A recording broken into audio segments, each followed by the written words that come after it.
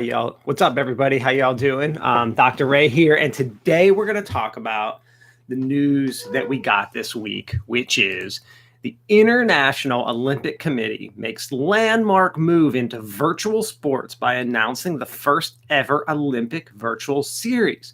You know, a lot of us in the esports world have been waiting and thinking, is esports going to be in the Olympics? We've been talking about it. We've been, hoping that it happens. But as we read further, we find out it wasn't necessarily what we had in mind. Well, not everyone, I should say.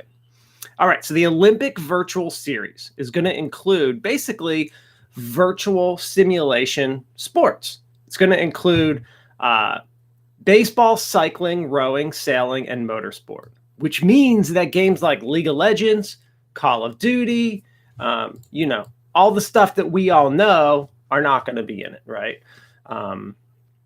No Rocket League, no nothing. None of those types of sports. And so let me talk about the software they're using eBaseball Powerful Pro Baseball, which is made by Konami, Zwift, cycling, World Rowing, Open Format, World Sailing, Virtual Regatta, and Gran Turismo made by Polyphony Digital. And basically these are going to be virtual events. Okay, so let's talk about, there's a lot of different issues, a lot of things happening here with all of these. There's a lot of different things I can just talk about. So first of all, this is a big step for the Olympic Committee.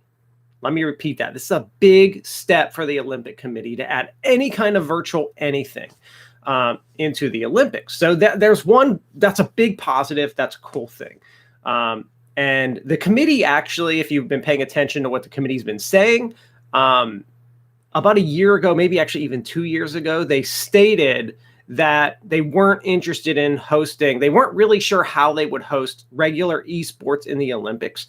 And that if they were going to host some kind of virtual event, it would include like real sports mimicking, actual sports. So they've already made that statement. So the fact that they came out with this, first of all, I was surprised they're actually doing anything. And I wasn't surprised that they weren't including like League of Legends and stuff.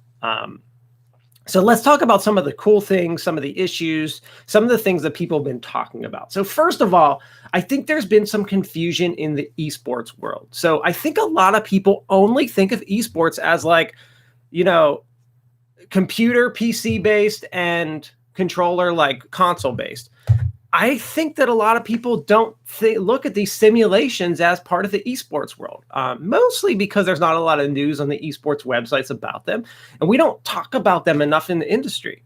Even in the industry, we don't really even talk about mobile games. Like Mobile Legends is like a monster of a beast game, but like in my club and in my communities, we're not talking about that game ever. We're never talking about forming teams for it or anything like that. But there are other worlds out there that are using all of this stuff. So, for example, let's take one of the pieces of software, Zwift, which is the cycling one. To use Zwift, you need a bike inside on something called a trainer. It's like a piece of metal that holds your bike. You can buy them for like $60 to $100 on Amazon, or up like thousands of dollars if you want a good, nice one. But that's like your barrier to entry, basically. And if you look behind me, what do you see? A bike. For those of you listening, there is a road bike behind me. One of the reasons I don't really ever show my office is because it's not set up, because I have a bike in here. Now, you know why I have a bike inside my house? Because I actually am a Zwift user. In fact, there are many, many Zwift users. Zwift is an esport.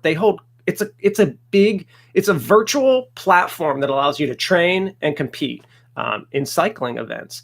And in fact, you can actually run in Zwift as well. So Zwift held an event last year, and they had over 100,000 competitors in the event. Imagine an esport competition with 100,000 competitors in one single event. Zwift actually did that. So this isn't like a no name. We haven't heard of this. This isn't, what is this? No, this is a huge thing. Then you can actually run with Zwift. In fact, I was one of the beta people who got the Zwift running pod. I'm actually holding up my Zwift running pod right now because you can run on the treadmill and do virtual racing and race against other people.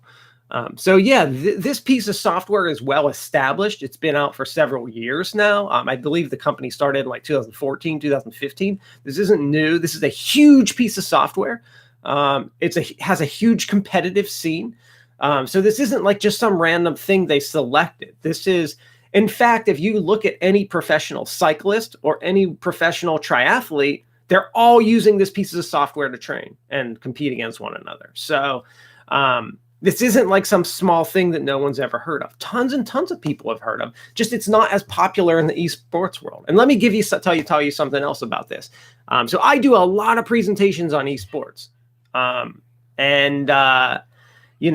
do a lot of presentations on esports. Just this semester alone, I've probably done like 15 different presentations on esports. And every single one of those presentations, I have a slide that says esports are not just playing on the computer or on the console. And I show a picture of someone riding a bike, and I show a picture of Zwift in that slide. And I talk about how Zwift is an esport and it's part of the scene. And in fact, I see this area expanding tremendously because of what happened in COVID, that people were relying on being at home. So that competitive, being able to compete and work out at the same time. And also the idea of virtual reality. When we start getting better VR esports games, we're going to get to a point where we are playing much more virtual things, and they are going to become popular. People are going to enjoy it. And it's going to be another part of the esports ecosystem. Now, so that's talking all the positive stuff about what the Olympic Committee is doing. Let's talk about some of the negative stuff. So the negative stuff is they're blatantly ignoring, what we think of when we talk about esports. They're not including, as I said, any of the big games like League of Legends, Call of Duty, any of that stuff. And I could understand why they wouldn't include like a Call of Duty because of the violent nature. I just could potentially see the Olympics not doing something like that. But like a League of Legends or a Rocket League even, Rocket League's pretty safe, or even like one of the sports games like FIFA, NBA 2K, something like that. I could totally see them including, and they totally are ignoring that. So there's one part of me that's like, they're ignoring part of the industry. They are ignoring us in some ways. And another part of me is really excited because I use Zwift. I think Zwift is popular, and I'm excited to see the Olympic Committee actually do something with this topic and do something with this, because maybe this is the start of something. So I'm seeing both sides of the issue. I'm seeing what people are disappointed about, what people are happy about, especially for those in the industry that aren't really paying attention to things like Zwift and stuff. I think that's disappointing to them, but I also think this is a wake-up call that, hey, there are some other things out there, and hey, I need to start paying attention to everything that's happening out there, because there are these things happening. There are these virtual platforms being created outside of traditional esports. They have a whole different audience, maybe a different scope, even a different end goal, but they are virtual games that are gaining tremendous following, popularity, making a significant amount of money. So I think we need to pay attention to all that stuff, within the industry. And I think this will be a little wake-up call for people that, hey, this is out there, and hey, we need to pay attention to this stuff. As I said, I've always included a slide on Zwift in all my esports presentations because it is an esport. I mean, I do it. I've got a bike right behind me, a road bike connected to Zwift. Super easy to do, pretty low. I mean, it's a much lower cost of entry than a PC. I probably spent on my total Zwift setup maybe $1,000 between my bike, which was a used road bike, trainer, and I use a watch to connect, and some sensors that were like $60 each to connect to my bike to get my speed and time and all that stuff. And you connect it to the computer, and voila, you're all set. It's not really a difficult thing to do. Okay, so then let's talk about some of the other discussion that's been happening around this topic.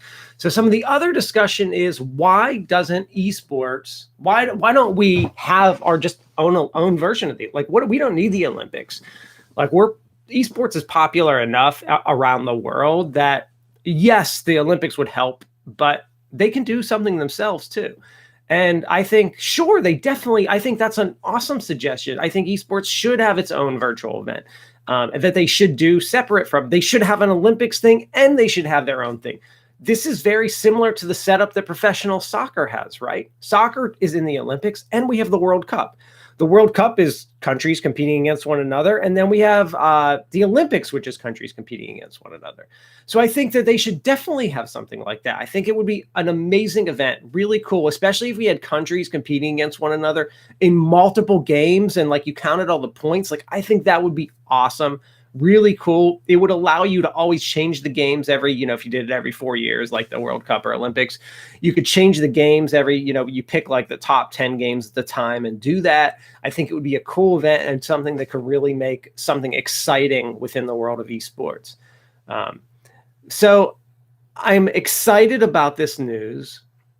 I get why some people are vastly disappointed in it and think that it's not important or not good. But I think that we need to look at the big picture, that the Olympic Committee was never going to include any of these games. They announced it over a year ago that they weren't including any. If they were going to do anything, it was going to be these sports simulation games. We already knew that was coming. This was not surprising to me. But we got to look at the positive. Like, hey, they are including games, and hey, these are esports, and hey, some of them, I can't speak to the other games they're including. I don't know about them. But I do know a lot about Zwift, and I can tell you Zwift has a huge following, an event with 100,000 people in it. So, they're making some strides. I don't know about the other software, so I don't want to comment on that, the other software that they selected. But I do know that these companies weren't selected at random. These companies were vying for this event. There were multiple competitors in each of these areas, these sports, competing to have their software selected as the one. So there was, a lot of competition out there, and these companies were fighting for each other to be in this event.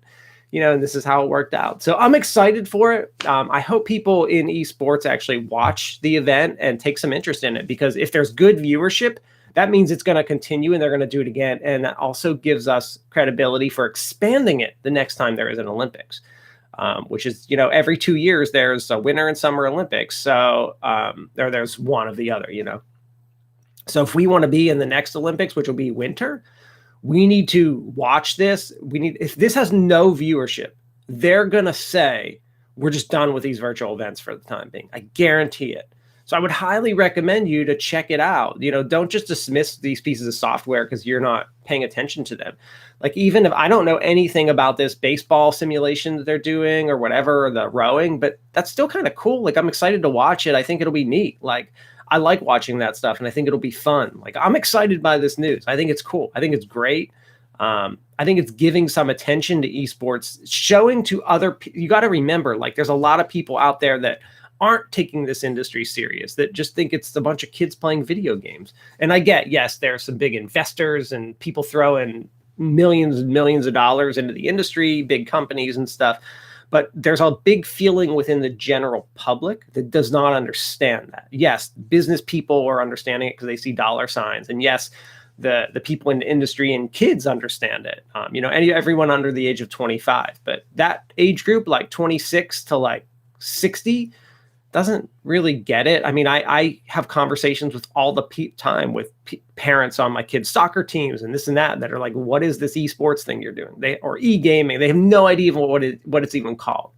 So I think sometimes we get a little caught up in the we know too much. We're too much into the industry to see outside what's really happening. And there's a lot of people that don't even know what this stuff is. So the fact that they're going to see it now, and they're going to see it, like, just imagine that we're easing the public into esports. Like, we're not just throwing Call of Duty in their face.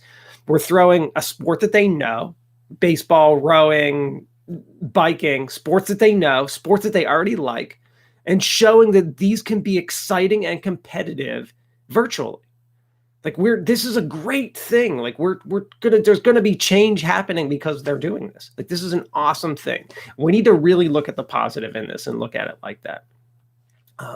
So those are my big thoughts on everything that's happening. I'm super excited. I got dressed up in my biker gear. Well, I wear my headband all the time, but it's a biking headband from the 80s. When you're doing like the aerobics exercise bike, that's what I picture, which is why I definitely wore it for this video. So, yeah, I hope you enjoyed. Those are my thoughts on what's happening, and I look forward to watching it and talking about the events when they happen. Like, I'm excited for this. This is a cool thing.